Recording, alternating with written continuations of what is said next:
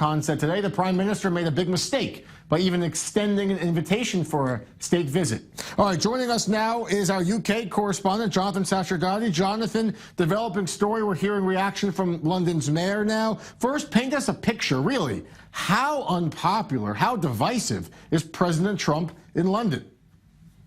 Well, I think you've hit on the two words there, unpopular and divisive. Of course, there are people with whom Donald Trump is unpopular in the UK, just as there are in the US and elsewhere in the world. But he is also divisive, which means that there are people with whom he's actually very popular. And some of those seem to be within the UK government. So Foreign Secretary Boris Johnson has now spoken out and said that the US is the biggest single investor in the UK, yet Khan and Corbyn, referring to Labour Party leader Jeremy Corbyn and London Mayor Sadiq Khan, seem determined to put this crucial relationship at risk.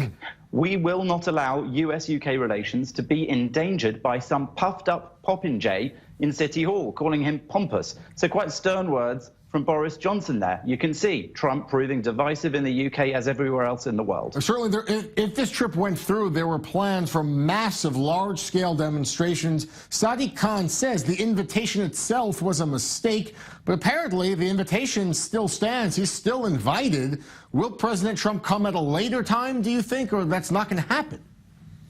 Well, indeed, that invitation still stands. Theresa May was the first world leader to go and visit Donald Trump after his election, and she extended on that visit an invitation to him for a state visit to the UK, which is one which has been afforded to other US presidents and to plenty of other world leaders who are far more controversial than the leader of the United States of America, even this current one.